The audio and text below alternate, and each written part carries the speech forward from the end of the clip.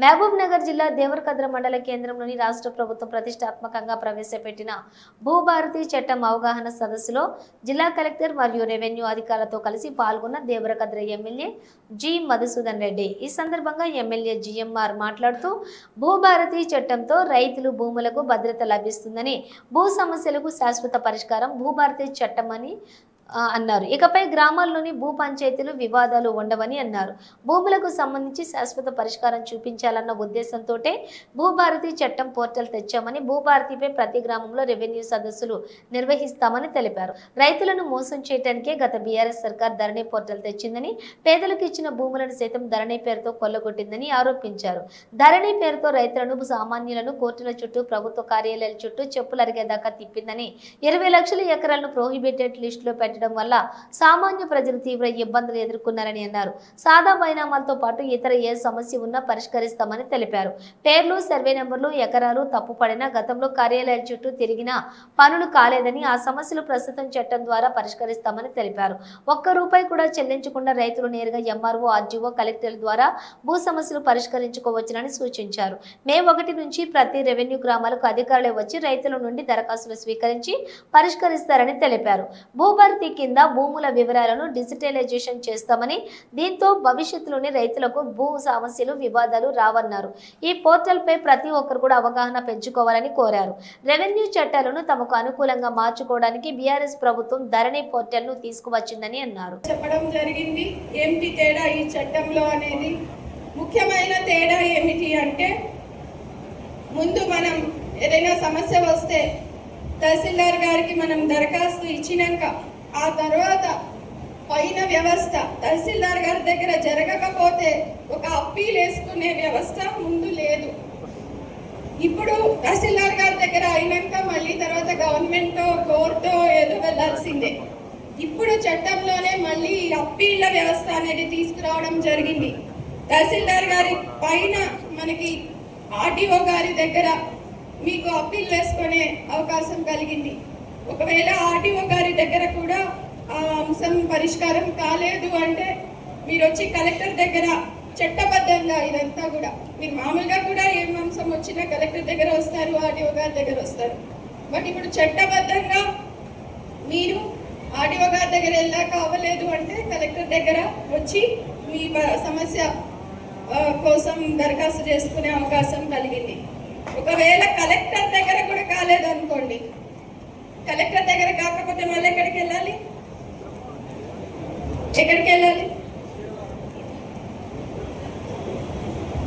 Collector గారి పైన ప్రభుత్వంలో కమిషనర్ గారు ఉన్నారు, సిసిఎల్ఏ గారు ఉన్నారు, వారికి కూడా మనం దరఖాస్తు చేసుకోవచ్చు. ఈ అన్ని లెవెల్లో లేకపోతే మీకున్న సమస్య ఆ భూమికి సంబంధించిన టైటిల్ అంటే మీ యాజమాన్య హక్కు పైన కానీ, మీ కబ్జా పైన అంటే మీ అనుభవం పైన కానీ ఏమైనా తగాదాలు ఉంటే మాత్రమే మీరు సివిల్ కోర్టుకి వెళ్ళాల్సిన అవసరం వస్తుంది. అదర్వైజ్ మీకు మీ భూమి ఒక పరిష్కార మార్గం చూపే కొత్త చట్టం మీద అవగాహన కార్యక్రమం అనేది పెట్టుకున్నాం. ఇప్పటి వరకు దాదాపు మన జిల్లాలో 9 మండలాల్లో ఈ అవగాహన కార్యక్రమాలు పూర్తయ్యాయి.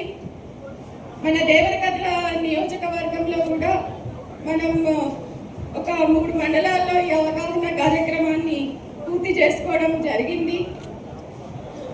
మీ అందరికీ తెలుసు, మనం ఎప్పుడు కూడా మీరు సోమవారం ప్రజావాణికి వస్తే కలెక్టరేట్కి, అక్కడ 100 మంది వస్తే 80 మంది, దాదాపుగా 75-80 మంది మనకి భూమికి సంబంధించిన సమస్యలతో వస్తున్నారు.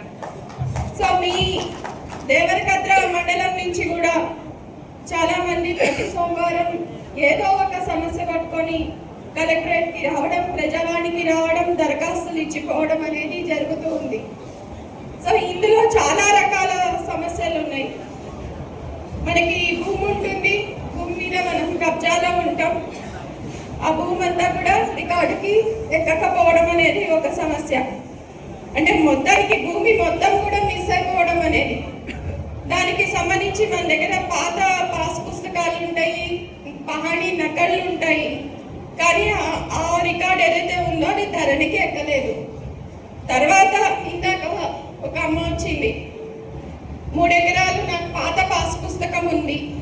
తర్వాత ఇప్పుడు ధరణి లింక్ వచ్చేటప్పటికి అది 2 ఎకరాలే వచ్చింది. ఎకరంన్నర నా భూమి ధరణికి ఎక్కలేదు అని చెప్పి ఆ 2 పాస్ పుస్తకాలు పట్టుకొని వచ్చింది ఆమె.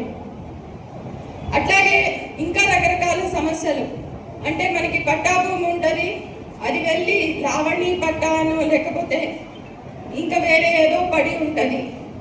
మన సర్వే నెంబర్లో కనుక కొంత విస్తీర్ణం ప్రభుత్వ అవసరం కోసం కనుక తీసుకొని ఉంటే, అంటే ఏదైనా ఇరిగేషన్ ప్రాజెక్ట్ కనుక మనం తీసుకొని ఉంటే ఆ తీసుకున్న విస్తీర్ణమే కాకుండా మొత్తం సర్వే నెంబర్ అంతా కూడా నిషేధిత జాబితాలో అంటే పిఓబిలో పడడం అనేది కూడా మనం చూస్తూ ఉన్నాం. ఆ తర్వాత మీకు ఇనాం భూములు ఉంటాయి. ఇనాం భూముల మీద పాత ఆర్డీఓ గారు ఓఆర్సీ ఇచ్చి ఉంటారు, అవి మనకి పట్టా కింద మన రికార్డుల్లో వచ్చి ఉండవు. ఇట్లా రకరకాల సమస్యలతో ప్రతి సోమవారం కూడా మనకి అందరూ కలెక్టరేట్కి రావడం, మేము దరఖాస్తులు తీసుకోవడము, వాటి మీద మేము ఎక్కువగా వచ్చిన వాళ్ళకి ఇచ్చిన సలహా ఏమంటే, మీరు ఇక్కడ మా లెవెల్లో ఇది పరిష్కారం కాదు, మీరు కోర్టుకు వెళ్ళాలి. సో మీరు నెక్స్ట్ ఇంకా తహసీల్దార్ గారి తర్వాత మీరు కోర్టులో వెళ్ళే ఎక్కువ చేసుకోవాలి అని మేము అప్పుడు ఎక్కువగా చెప్పడం అనేది జరిగేది.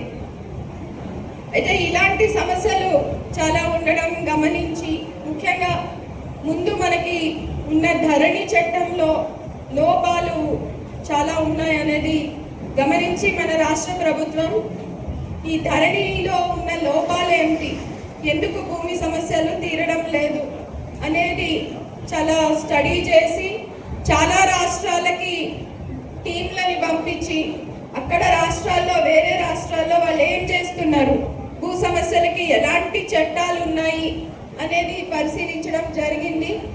అదే క్రమంలో మనకు ఒక కొత్త చట్టం అవసరం, భూ హక్కుల కొత్త చట్టం అవసరం అనేది గమనించి ఈ భూభారతి ఈ చట్టాన్ని తయారు చేయడం జరిగింది.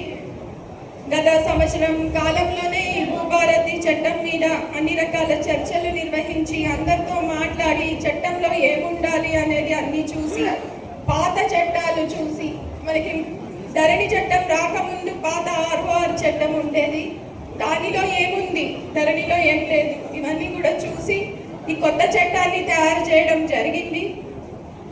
అయితే ఏదైనా కొత్త ఒక్క రోజు విశ్రమించకుండా అవిశ్రాంతంగా ఎక్కడికక్కడ సమస్యల పరిష్కారము ధ్యేయంగా పనిచేస్తూ ముందుకు పోతా ఉన్నాం. సో పనిచేసిన మీదే రాలేసే విషయం మీకు అందరికీ కూడా తెలుసు. ఎందుకంటే టీఆర్ఎస్ లో ఉన్న రోజులు టీఆర్ఎస్ నాయకులు కానీ పైన కింద ఎవరు పనిచేయలేదు. వాళ్ళు చేసిన దాన్ని ఏంటి, మీటింగ్లు పెడితే చాలు, బీర్లు బిర్యానీలు తినిపించాలి, తాగిపియాలి, మీటింగ్లలో దొరకపోలే. రేపు 27 తారీఖు మీటింగ్ గురించి మీరు చూస్తున్నారు. ఆల్రెడీ మొదలైన బీర్ షాపులు, బార్ షాపులు, బిర్యానీల ప్యాకెట్ల బిజినెస్ అంతా స్టార్ట్ అయింది. ఈరోజు ఇక్కడికి వచ్చిర్రు. ఒక్కరికన్నా మనం ఎవరికన్నా ఒక వెహికల్ ఇచ్చినామా, ఒక బిర్యానీ తినిపించినామా, ఒక బీర్ తాగిపించినామా? ఇది కాంగ్రెస్ కుటుంబము, కాంగ్రెస్ పార్టీ నాయకుల క్రమశిక్షణ అంటే ఇది మనతో ఉన్నది. ఇది మన చిత్తశుద్ధి. ఇక్కడ మీరెంతలో పైన మేమే కూడా అంతే చిత్తశుద్ధితో మీకు ఎన్నికలలో ఇచ్చిన హామీలను నెరవేర్చాలనే ఆలోచనతోనే ముందుకు పోతా ఉన్నాం. ఇక్కడ ఉన్న రైతు సోదరులకు అందరికీ తెలుసు, ఈ రాష్ట్రం చేసిన అప్పులు, గత పాలకులు చేసిన అప్పులు ఎన్నో లక్షల కోట్లు, 7 లక్షల కోట్లు మీకు అందరు కూడా తెలుసు. ఆ 7 లక్షల కోట్లు దుర్మార్గులు అప్పులు చేసి వాళ్ళ కుటుంబాలు బాగు చేసుకున్నారు తప్ప మనలాంటి అమాయకుల బతుకులు బాగు చేయలే. ఆ అప్పులను ఈరోజు మన నెత్తిన రుద్దిపోతే ఆ అప్పులకు మిత్రులు కట్టుకుంటూ, అసలు కట్టుకుంటూ, ఇచ్చిన హామీలను కూడా నెరవేర్చుకుంటూ ఈరోజు ముందుకు పోతా ఉన్నాం.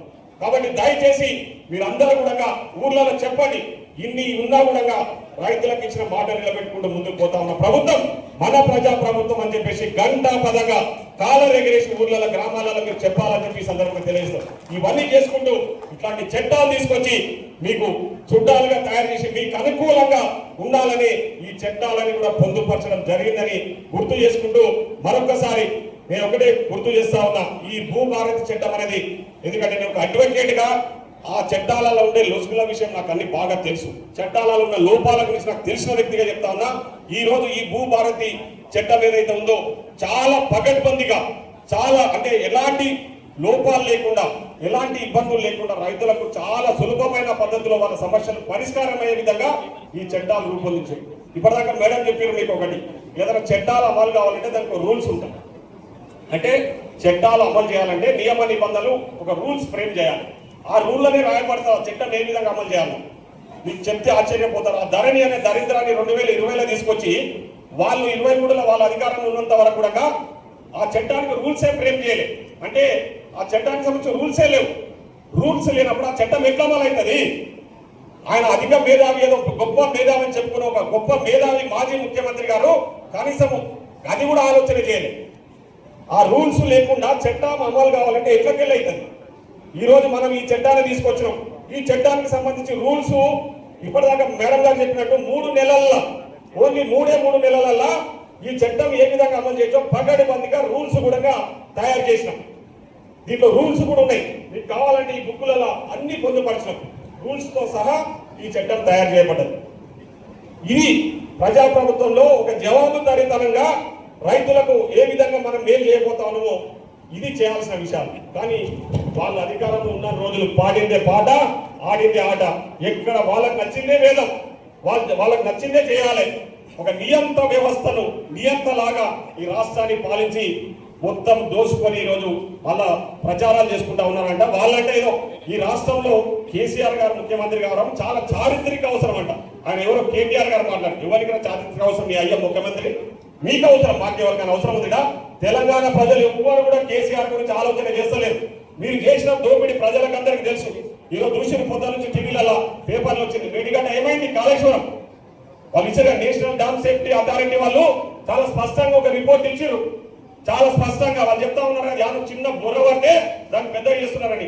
క్లియర్ కట్ గా మొత్తం తప్పిదం జరిగింది, అది కూలిపోయింది, దానివల్ల ఏమి ఉపయోగం లేదని నేషనల్ డ్యామ్ సేఫ్టీ అథారిటీ, మనకు సంబంధం లేదని కేంద్ర దర్యాప్తు సంస్థ కాళేశ్వరం గురించి క్లియర్ కట్ గా రిపోర్ట్ ఇచ్చిందంటే ఆ దుర్మార్గులు, ఆ దౌర్భాగ్యులు ఈ రాష్ట్రాన్ని దోచుకొని లక్షల కోట్ల రూపాయలు తీసుకుపోయి కాళేశ్వరంలో కాలబెడితే ఈరోజు జరిగింది. వ్యవస్థ కూడా గ్రామ స్థాయిలో పటిష్టంగా చేయాలనే ఆలోచనతోన బీఆర్ఓ వ్యవస్థను మళ్ళా తీసుకొస్తా ఉన్నాం. రేపు జూన్ 2 తారీఖు తర్వాత ప్రతి గ్రామంలో ఒక రెవెన్యూ అధికారి మీకోసం మీకు సేవలు అందించడానికి నియమించబోతా ఉన్నాం. ఏమన్నా గ్రామ స్థాయిలో ఉన్న సమస్యలని వీఆర్ఓ దృష్టికి తీసుకపోతే ఆయన పరిష్కారం చేసి, అవి కాని పక్షంలో ఎంఆర్ఓ గారి దగ్గరకు వచ్చి ఆ సమస్యలు పరిష్కారం అయ్యే విధంగా ఈ చట్టంలో పొందుపరచడం జరిగింది. తొందరలోనే వీఆర్ఓ వ్యవస్థను కూడా, అంటే అన్ని రకాలుగా కూడా రైతులకు అనుకూలంగా ఉండే ఈ చట్టాన్ని, మీకు అనుకూలంగా ఉండే చట్టాన్ని ఈరోజు తయారు చేసి మీ ముందుకు తీసుకొస్తా ఉన్నామని ఈరోజు సగర్వంగా నేను తెలియజేస్తా ఉన్నానని చెప్పి గుర్తు చేస్తా ఉన్నాను. ముఖ్యంగా ఈరోజు ఈ భూభారతీయ చట్టం అనేది మనందరికీ కూడా చుట్టంగా ఉండి మన సమస్యలు పరిష్కారం అయ్యే విధంగా ఉండాలని తెలియజేయాలని ఈ సమావేశాన్ని ఏర్పాటు చేసినాం. ఈరోజు ముఖ్యంగా ఇంకొక విషయం కూడా మీకు గుర్తు చేయాలి. చాలా మంది బయట బీఆర్ఎస్ వాళ్ళు కానీ బీజేపీ వాళ్ళు పనిలేని వాళ్ళు ఏం చేస్తుంటారు? పనిలేని వాళ్ళు ఏం చేస్తారు? పనికి వాళ్ళ పనులు చేస్తూ ఉంటారు. పని లేకపోవడం వల్ల వాళ్ళు చేసిన తప్పులన్నీ కూడా మనం ఈరోజు సరిదిద్ది, వాళ్ళు చేసిన మోసాలన్నీ కూడా ఈరోజు ప్రజలకు తెలిసే విధంగా చేసినాము. వాళ్ళు చేసిన మోసాలు, తప్పులు, దుర్మార్గాలు, దోపిడీలన్నీ కూడా ప్రజలకు తెలుస్తా ఉన్నాయని చెప్పేసి వాళ్ళు ఏం చేస్తున్నారు? మనం చేస్తున్న మంచి పని గురించి తప్పుడుగా ప్రచారం చేస్తూ మన మీదనే దుమ్మెత్తి పోసే ప్రయత్నం చేస్తున్నారు. ఏమి తీసుకొచ్చినా దాన్ని ఒక తప్పు వంకతనం మాట్లాడుతూ ఉన్నారు. ఎందుకంటే తప్పుడు మనుషులు తప్పుడుగానే మాట్లాడతారు కదా. పచ్చ కామెంట్లో ఎప్పుడు లోకమంతా పచ్చగానే కనిపిస్తారు. ఈరోజు కేటీఆర్ అయినటువంటి ఏం మాట్లాడుతున్నారు కదా మనం చూస్తున్నాం. ఎందుకంటే అన్ని పచ్చ కామెంట్లే. పచ్చ కామెంట్లో ఏముంటది? మనం ఎంత మంచిగా చేసినా పచ్చ కామెంట్కి లోకమంతా పచ్చగానే కనిపిస్తారు. కాబట్టి ఆయన మాట్లాడుతున్న మాటలు మీరు చూస్తున్నారు. ఇంకా బీజేపీల గురించి మనం చెప్పాల్సిన అవసరం లేదు. ఎంతసేపు ఉన్న జై శ్రీరామ్ తప్ప వేరే ఆలోచన ఉండదు. వాళ్ళకి ఏం ఆలోచన ఉండదు. దేవుడి పేరు చెప్పాలి, ఓట్లు అడగాలి. వాళ్ళు చేసే పని ఏముండదు. ఊర్లలోకి వచ్చే వాళ్ళు చేసిరా ఏమీ లేదు. ఈరోజు మనము ముఖ్యంగా జై శ్రీరామ్ అంటే మనకు భక్తి లేదని కాదు, మనకు కూడా భక్తి ఉంది. దేవుని ఏడ చూస్తాం? గుళ్ళో పెట్టి చూస్తాం. వాళ్ళలాగా తీసుకొచ్చి రోడ్ల మీద పెట్టి చూడం. కాబట్టి ఏదో ఆ పేరు చెప్పి అప్పటికొద్ది మనోళ్ళతో ఓట్లు వేయించుకొని ఇలా చేస్తున్నది ఏంది? శూన్యం. ఆ బీజేపీల గురించి, బీఆర్ఎస్ గురించి మాట్లాడుకునేదానికంటే మన గురించి, మనం చేస్తున్న పనుల గురించి గొప్పగా చెప్పుకోవడం చాలా అవసరమని ఈ సందర్భం గుర్తు చేస్తున్నాం. ముఖ్యంగా ఈరోజు మనం అధికారంలోకి వచ్చినాక రైతుల కోసమే చేసిన మేలు గురించి మీకు ఒక్కసారి గుర్తు చేయాలని ఈరోజు కొన్ని వివరాలు మీ ముందు ఉంచుతున్నాం. ముఖ్యంగా ఈరోజు రుణమాఫీ విషయానికి వస్తే, మీ దేవరకంద్ర మండలానికి సంబంధించి కొందరు చెప్తా ఉన్నారు మాకు రుణమాఫీ కాలేదు. ముఖ్యంగా టీఆర్ఎస్ వాళ్ళు ఎక్కడ పడితే అక్కడ అడ్డగోలుగా వాగుతున్నారు. రుణమాఫీ ఆడ చేసిర్రు, యాడైంది, అంత రుణాలన్నీ అట్లే మాఫీ కాలేదు, అట్లే పెండింగ్ ఉన్నాయని చెప్పేసి ఆ కళ్ళు లేని కబోదులకు నేను ఒక లెక్కలు చెప్తా ఉన్నా. నేను ఒక ఓన్లీ మొత్తం నియోజకవర్గం మొత్తం మాట్లాడట్లేదు. మన దేవరకద్ర మండలానికి సంబంధించి ఇక్కడ జరిగిన రుణమాఫీ విషయంలో దాదాపు అది వాస్తవ లెక్కలు, అధికారులు ఇచ్చిన లెక్కలు 31 కోట్ల రూపాయలు రైతుల అకౌంట్లలో, 1 రూపాయి 2 రూపాయలు కాదు, 31 కోట్ల రూపాయలు ఓన్లీ దేవరకద్ర మండలంలో ఉన్న రైతులకు 2 లక్షల లోపు ఉన్న రైతులకు రుణాలు మాఫీ చేసిన ఘనత ఈరోజు మన ప్రజా ప్రభుత్వాన్ని అని చెప్పేసి గుర్తు చేస్తా ఉన్నాం. అదేవిధంగా రైతు బీమా విషయానికి వస్తే 50 మంది రైతులకు ఇప్పటికీ ఈ మండలంలో చనిపోయిన 50 మంది రైతులకు 2,50,00,000 రూపాయలు వాళ్ళ అకౌంట్లలో జమ చేశాం.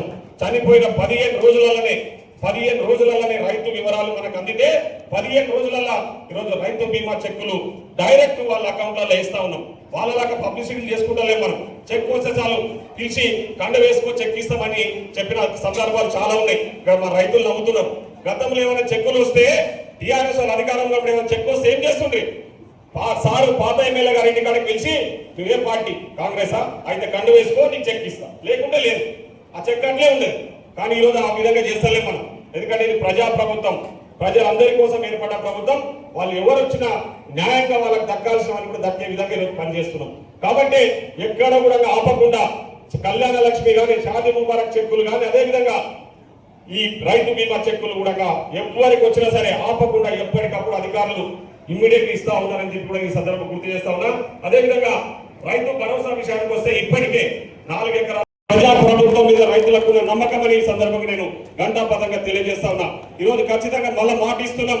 సన్న ఓట్లకు మద్దతు తప్పకుండా ఎవరైతే ప్రభుత్వానికి సన్న ఓట్లు అమ్మినో మద్దతు ధరతో పాటు ఈసారి కూడా ఈ బోనస్ ఇవ్వడం జరుగుతుందని కూడా మీకు ఈ సందర్భంగా తెలియజేస్తా ఉన్నా. కాబట్టి ఒక్కసారి ఇక్కడ ఉన్న రైతు సోదర సోదరిమణులందరూ కూడా నేను ఒకటే కోరుతా ఉన్నా, ఇది మీ ప్రభుత్వం, మీకోసం ఏర్పడ్డ ప్రభుత్వం. ఈ ప్రజా ప్రభుత్వంలో మీకు ఇచ్చిన మాట కోసం ఎన్నికలలో మీకు ఇచ్చిన హామీ. ఈరోజు ప్రజా ప్రభుత్వం ఎంతో ప్రతిష్టాత్మకంగా తీసుకొని రైతుల సంక్షేమమే ధ్యేయంగా రైతులు గతంలో ధరణి అనే ఒక మహమ్మారి వల్ల ఎదుర్కొన్న సమస్యలన్నీ పరిష్కారం చేస్తూ వారికి సులభమైన పద్ధతుల్లో వాళ్ళ భూ సమస్యలు పరిష్కారం చేయాలనే ఆలోచనతోన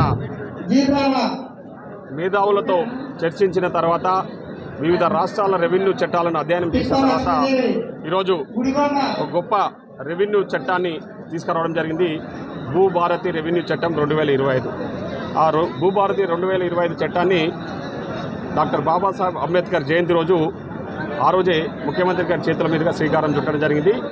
ఆ చట్టాల మీద ముఖ్యంగా భూభారతి చట్టం మీద అవగాహన కల్పించాలన్న ఆలోచనతో ప్రతి మండల హెడ్ క్వార్టర్లో ఆ మండలంలో ఉన్న రైతు సోదరులందరినీ కూడా పిలిచి ఇక్కడ సమావేశం ఏర్పాటు చేసుకొని ఇప్పుడే పెద్ద ఎత్తున ముఖ్యంగా దేవరకద్ర మండలానికి సంబంధించి కొన్ని వేల మంది రైతులు ఇక్కడికి వచ్చి ఈరోజు ఈ సమావేశంలో పాల్గొన్నారు. వాళ్ళకి అన్ని వివరాలు కూడా చెప్పడం జరిగింది. ముఖ్యంగా ఈ భూభారతి వల్ల జరిగే మేలు గురించి, ముఖ్యంగా గతంలో అంటే డీసెంట్రలైజేషన్ అంటే ఏదైతే వికేంద్రీకరణ, పాలనా వికేంద్రీకరణ అనేది లేకుండే మన ఇంతకుముందు ధరణిలో. సో ఇప్పుడు ఈ డీసెంట్రలైజేషన్ ద్వారా ఎంఆర్ఓ స్థాయిలో, ఆర్డీఓ స్థాయిలో, అదేవిధంగా కలెక్టర్ స్థాయి, ఈ 3 స్థాయిలో కూడా అంటే ఎంఆర్ఓలో కేసు వాళ్ళకి పరిష్కారం కాకపోతే ఆర్డీఓ గారి దగ్గరకు అప్పీల్ వేసుకోవడము, ఆర్డీఓ గారి దగ్గర పరిష్కారం కాకపోతే కలెక్టర్ గారి దగ్గర అప్పీల్ వేసుకోవడము, అక్కడ కూడా పరిష్కారం కాకపోతే ఒక భూ పరిపాలన ట్రిబ్యునల్ ఒకటి జిల్లా లెవెల్లో ఏర్పాటు చేసి అక్కడ రైతుల సమస్యలు పరిష్కారం అయ్యే విధంగా ఈ భూభారతి చట్టాన్ని రూపొందించడం జరిగింది. దానిపై అవగాహన కల్పించాలని ఈ సమావేశం ఏర్పాటు చేసినాం. సో ముఖ్యంగా ఈరోజు బీఆర్ఎస్ వాళ్ళు, బీజేపీ వాళ్ళు కూడా ఏవో తప్పుడు ప్రచారాలు చేస్తూ పగటి కలలు గంటా ఉన్నారు. ముఖ్యంగా ఈరోజు రైతులు మొత్తం కూడా తెలంగాణ యావత్ మా వెంట ఉన్నారు, మా ప్రజాప్రభుత్వం వెంట ఉన్నారు. ఒక దేవరకద్ర నియోజకవర్గంలోనే మేము చేసిన రుణమాఫీ 31 లక్షల కోట్లు, అంటే 31 కోట్లు, 31 crores అంటే ఒక దేవరకద్ర మండలానికే 31 కోట్ల రుణమాఫీ చేయడం జరిగింది. అదేవిధంగా 3,77,00,000 మన పండిన వర్షాకాలంలో పండిన పంటకు బోనస్ ఇవ్వడం జరిగింది. 10 కోట్ల రూపాయలు ఇప్పటికే రైతు భరోసా ఇవ్వడం జరిగింది. ఇంకా మిగతా రైతులకు కూడా ఇవ్వబోతా ఉన్నాం. సో ఈ విధంగా అన్ని రకాలుగా కూడా ఈరోజు కోయిల్ సార్ కింద మీకు తెలుసు ఒక షెడ్యూల్ ఇచ్చి ఆ షెడ్యూల్ ప్రకారం రైతులు పంటలు వేసుకుంటే ఎక్కడ కూడా నష్టపోకుండా రైతులు పంట పండిస్తున్నారు. ముఖ్యంగా నా నియోజకవర్గం కానీ మహబూబ్నగర్ జిల్లాలో కూడా రైతులు కరెంటు ఇబ్బందుల వల్లనో నీళ్ళ ఇబ్బందుల వలన పంటలు నష్టపోయిన దాఖలాలు ఎక్కడ జరగలేదంటే దానికి ప్రధాన కారణం మేము చేసిన పర్యవేక్షణ. మేము అధికారులతో ఎప్పటికప్పుడు చర్చించుకుంటూ రైతు సమస్యలను వాళ్ళ దృష్టికి తీసుకెళ్లి ఎప్పటికప్పుడు నీళ్ళు ఇప్పించడము, ఎప్పటికప్పుడు కరెంట్ ఇప్పించడము, ఆ ఇబ్బందులు లేకుండా చూసుకున్నందుకే రికార్డు స్థాయిలో ఈరోజు వడ్లు పండినాయి. ఆ వడ్లని కూడా ప్రభుత్వానికి అమ్ముతా ఉన్నారు. గతంలో లాగా బీఆర్ఎస్ వాళ్ళు చేసిన మోసాల వల్ల వాళ్ళు చెప్పిన మాయమాటలు నమ్మి కొందరు వాళ్ళ పార్టీలో ఉన్న వాళ్ళు రైతులు బయటికి అమ్ముకున్నారు, దళారులకు అమ్ముకున్నారు. వర్షాకాలంలో చూసినాం మనం. వాళ్ళు బోనస్ లేక లబోదీపమని మొత్తుకొని ఆ టీఆర్ఎస్లో ఉన్న రైతులు కానీ, తెలంగాణలో ఉన్న రైతులు కానీ, ఎక్కడ ఉన్న రైతులు, ముఖ్యంగా నా నియోజకవర్గ రైతులే మొత్తం 99 కాదు 100% మొత్తం కూడా ఈరోజు ప్రభుత్వానికే సన్న ఓట్లు అమ్ముతూ ఉన్నారు. ఆ సన్న ఓట్ల ద్వారా మద్దతు ధర ఆల్రెడీ ఇవ్వడం స్టార్ట్ చేశాము. దాంతోపాటు బోనస్ కూడా ఇవ్వబోతా ఉన్నాం. ముఖ్యంగా రైతులకు సంబంధించి ఇప్పుడే కలెక్టర్ గారితో, అడిషనల్ కలెక్టర్ గారితో చాలా స్పష్టంగా మాట్లాడడం జరిగింది. కొనుగోలు కేంద్రాలకు సంబంధించి కొన్ని దగ్గర గన్నీ బ్యాగ్స్కి సంబంధించిన ట్రాన్స్పోర్టేషన్కి సంబంధించిన ఇష్యూస్ ఉన్నాయని చెప్పారు. తక్షణమే పరిష్కారం చేస్తాం. ఎక్కడ కూడా గతంలో బీఆర్ఎస్ వాళ్ళు మిల్లర్లతో కుమ్మక్కై తారు పేరు మీద ఏదైతే 5 కిలోలు 6 కిలోలు తీసుకున్నా ఇప్పుడు అట్లాంటివి తీసే ప్రసక్తే లేదని చెప్తున్నాం. ముఖ్యంగా మీ ద్వారా నేను రైతులకు కానీ, కొనుగోలు కేంద్రాల దగ్గర ఉన్న ప్రజాప్రతినిధులకు, అధికారులకు కూడా ఒకటే చెప్తా ఉన్నాము. రైతులు అక్కడ సెంటర్కు వడ్లు తీసుకొచ్చేసి సెంటర్లో వడ్లు అంటే కాంట అయిన తర్వాత రైతులకు ఎలాంటి సంబంధం ఉండదు. రైతులకు అక్కడికక్కడ మీరు ట్రక్ షీట్ కూడా అక్కడే ఇవ్వాలని చెప్పేసి కలెక్టర్ గారు కూడా ఆదేశించారు. కాబట్టి నేను రైతులను ఒకటే కోరుతా ఉన్నది, మీరు ఒకసారి అక్కడ కాంట అయిందంటే మీకు మిల్లర్లతో సంబంధం ఉండదు. మీరు మిల్లర్ల దగ్గర పోవాల్సిన అవసరం లేదు. ఎందుకంటే మిల్లర్లు కావాలని మిమ్మల్ని పిలిచి మిమ్మల్ని అడ్డం పెట్టుకునేదో తరుగు తాళ్ళ పేరు మీద కొన్ని తీసే అవసరాలు ఉంటాయి. కాబట్టి మీకు ఏదైతే ట్రక్ షీట్ ఉందో మీరు కొలిసిన వెంబడే ఆ ట్రక్ షీట్ అక్కడనే ఇవ్వబడుతుంది. కొనుగోలు కేంద్రాలను మీకు ట్రక్ షీట్ ఇస్తారు. ఆ ట్రక్ షీట్ తీసుకుని మీరు ఇంటికి వెళ్ళిపోవచ్చు. మీ అకౌంట్లలో డబ్బులు పడతాయి. అది ప్రభుత్వం మేము తీసుకున్న చర్యలు. సో దయచేసి రైతులందరూ కూడా ఈ వెసులుబాటు మేము కల్పిస్తా ఉన్నాం. గతంలో ఈ వెసులుబాటు లేదు. Thank you.